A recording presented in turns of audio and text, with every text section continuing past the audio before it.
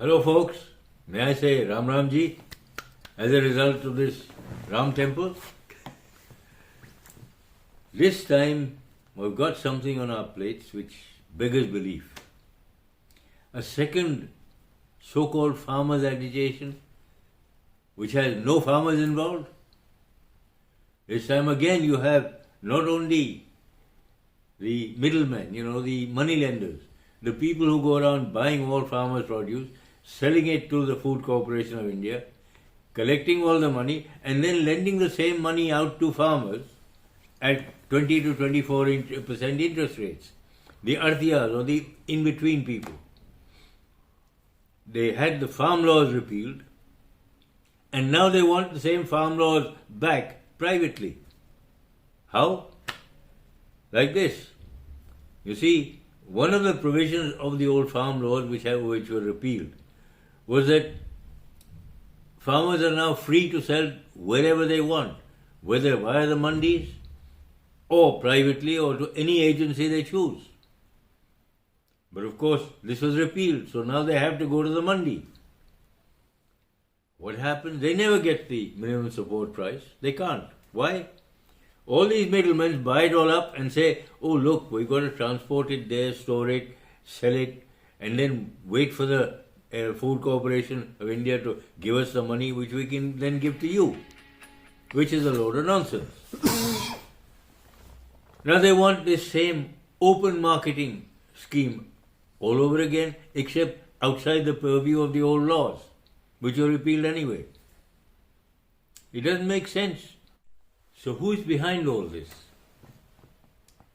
I mentioned earlier, no, I haven't mentioned this yet. Where were the chief ministers of Punjab and Delhi on the 13th and 14th February? In Ayodhya, praying in Ram temple, when they refused to attend the consecration ceremony. Why? Because they say the BJP is behind this. So why did they go there now? They were on a pilgrimage, you see, just when the farmers' agitation was due to take place in and around Delhi. Where did they come from? Mainly from Punjab. So what is the chief minister doing in UP or Ayodhya at the time, knowing this is going to happen? There you are, building their alibi. No, we had nothing to do with it. We were on a pilgrimage. Classic UPA government tactics. Behind the scenes, Sonia Gandhi and Rahul Gandhi. The dancing puppet was Manmohan Singh. Who are the dancers here? The so-called farm leaders. Now these farm leaders have openly said, quite blatantly, that this whole thing has nothing to do with farmers. It is mainly to bring down Modi's popularity chart or graph. After the consecration of the Ram temple, his graph was so high, his popularity level was so high, there was no way the India Alliance could get anywhere. All they're trying to do is to bring him down.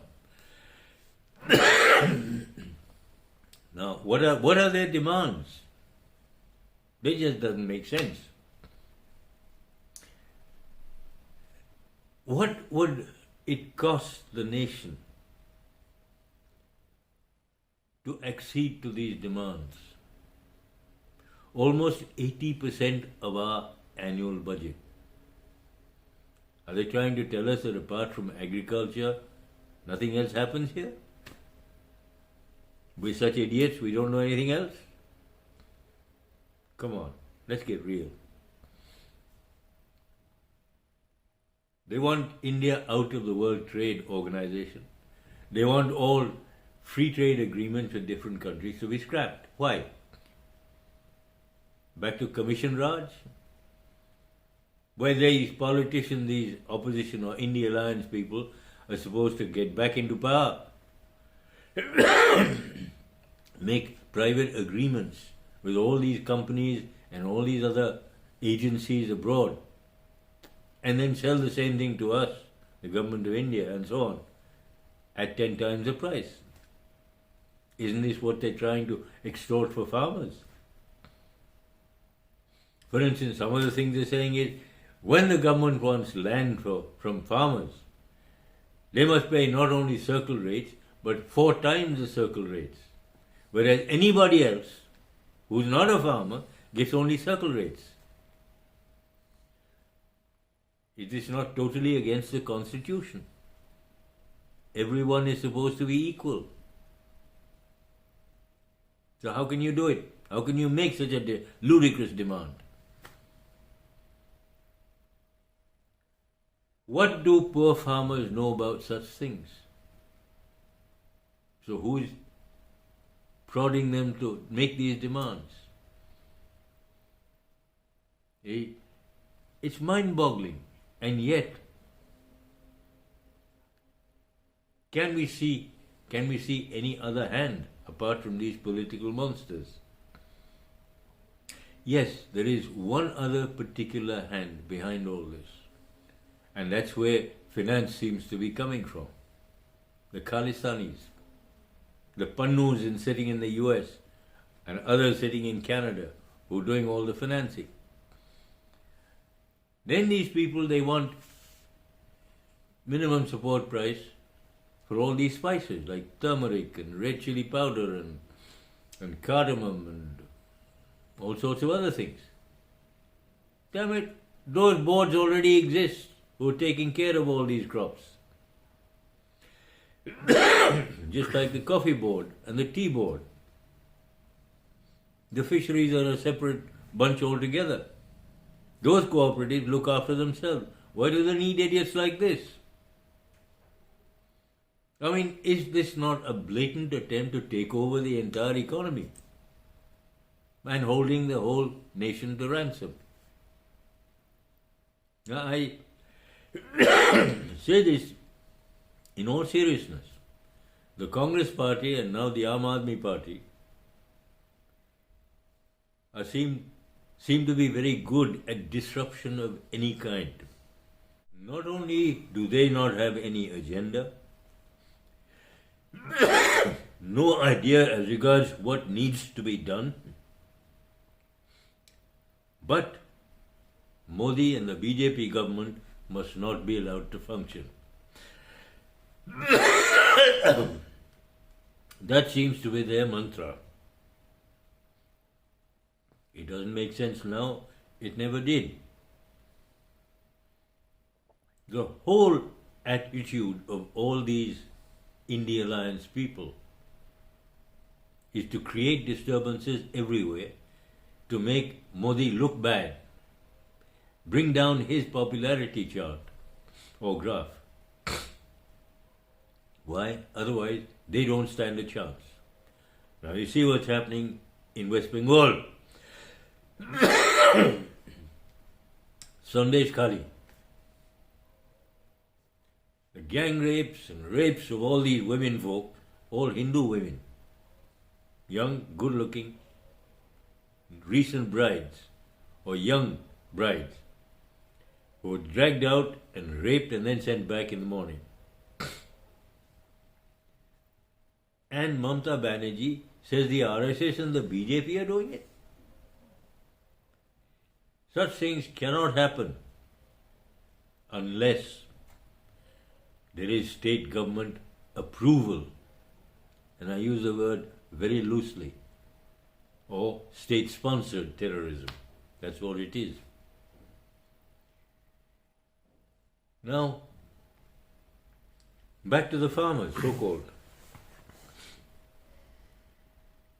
They want all charges from 2 years ago, the other one? All charges against farmers to be dropped. But the criminals of Lakhimpur Kheri, they must be punished severely.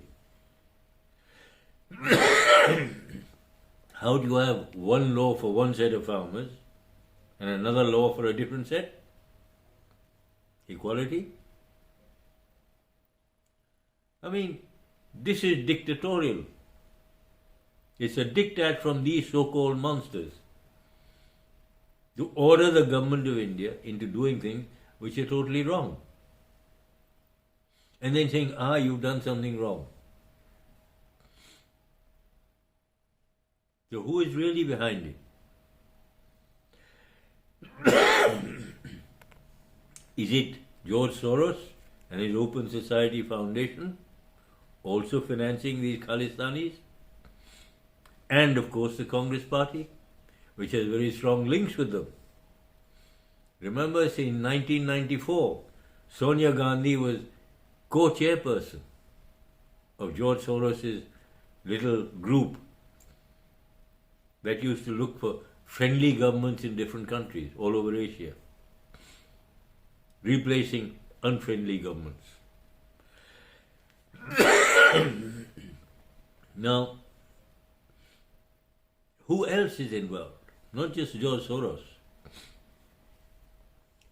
Now you remember I'd said a year ago, in my videos about George Soros and the Hindenburg Report and so on, that was the first salvo. Now we're seeing the rest of it beginning to unfold. The opposition parties had a hammering in what? Chhattisgarh, Madhya Pradesh, Rajasthan. Now they know what the score is. They're beginning to come in with all sorts of demands, all sorts of agitations, just to make the government look bad. There is no other word for it. There is nothing else one can do. These are monsters who not only don't want to do anything, they don't know how to do anything, but they want to make sure that nobody else does anything either. Why? Then so much will be expected of them, which they can't deliver.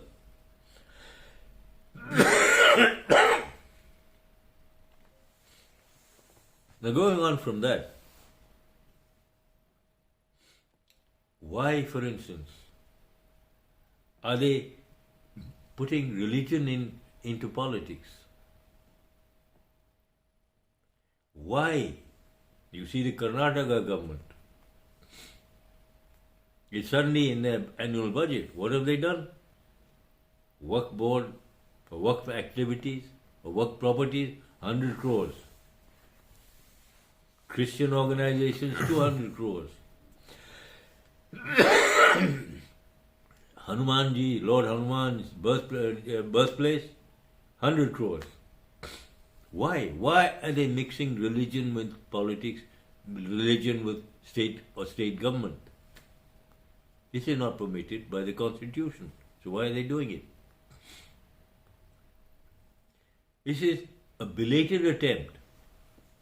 You remember Udayanidhi Stalin had said, remove Sanatana Dharma like COVID or something like a disease. Is he trying to scramble backwards to get back the Hindu heartland in southern India? What else is he trying to do? I mean, these political monsters, it's about time they were brought to book. This is not permissible by the Constitution,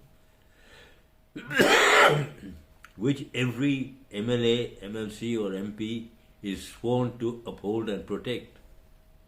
Remember that. It's not his sweet will, he has to. So why isn't he doing it? And why is he being allowed to get away with it when he steps across it? Why is no action taken? The government has to be proactive. If you have to go on waiting for a complaint to come in, then all these gundas come into play because they frighten people into keeping quiet.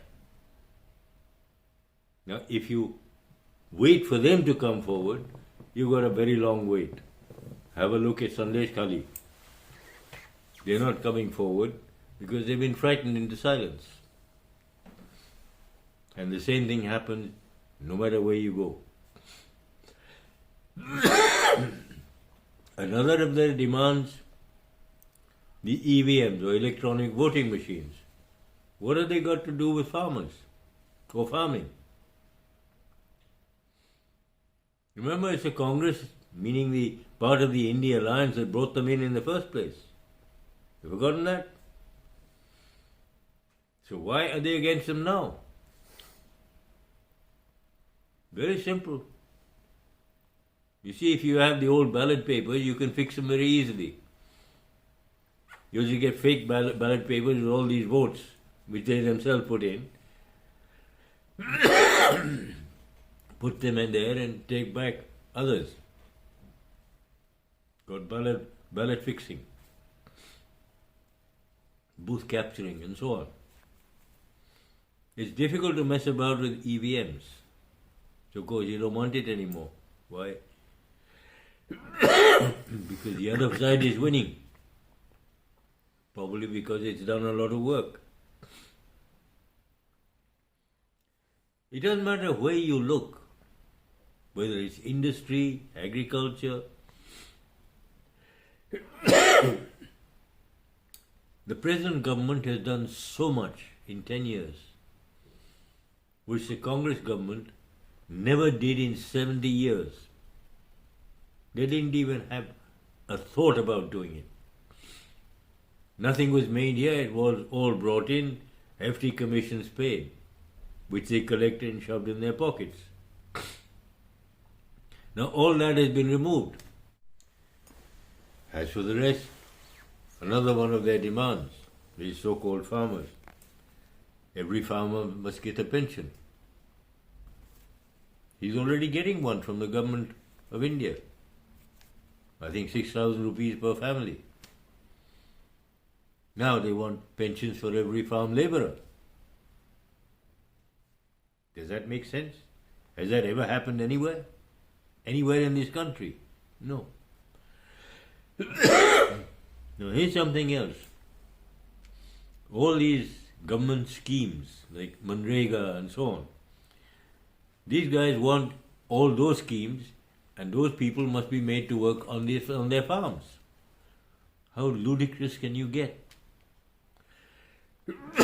Then you want to add this onto your cost of production and then add 50% over and above that. How ludicrous can you get?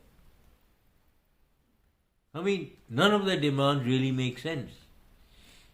Because if you go by them, 80% of our annual budget, 80%, 80, is gone. There's nothing left for anything else. There's no defense, no trade, no transport, no trains, no nothing. No R&D, nothing. How is a country supposed to function or protect itself? And then they say, oh, no, you're not doing anything for us. When there's no money left over, because you commandeered all of it, where do you get money from?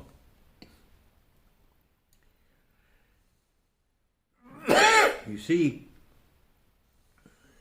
the public can only pay a certain amount of tax, which is what the country runs on. You go too far, there's nothing left. You remember the Tukre gang, all trying to rip India into pieces? This is it. And that's what the India Alliance is trying very hard to do. To cut India up into little blocks for their own purposes. Like West Bengal, Bangladesh, and such goons. Punjab, Khalistanis, and such goons. Telangana, another bunch. Karnataka and Tamil Nadu, another bunch of goons trying to eradicate Hinduism. Why? Why are they trying to do this? A lot of people worked very hard to gain independence from the British. The Congress party, and particularly that one family, I don't need to mention their names, but I think you understand whom I mean. Why are they trying to tear India apart? Why? What do they gain by doing it? All these political Maharaja families, what are they trying to do? Back to the old regimes. Instead of Maharajas, you got political Maharajas and separate countries for each one of them. I don't think we need that. True, much of the rest of the world might want it. But I don't think even they would like a fragmented India. I certainly wouldn't. A lot of us understand that we spent a lot of time, effort, and whatever resources we may have had to try and keep India together. Let's have a damn good try at it. Let's not allow these monsters to tear us apart. Now the government must play its part also. People like Udayanidhi Stalin should have been put down a long time ago, locked up behind bars for calling the Hindu religion something like a disease. Why is it a disease? Because you don't agree with it? Whose fault is that? Your own.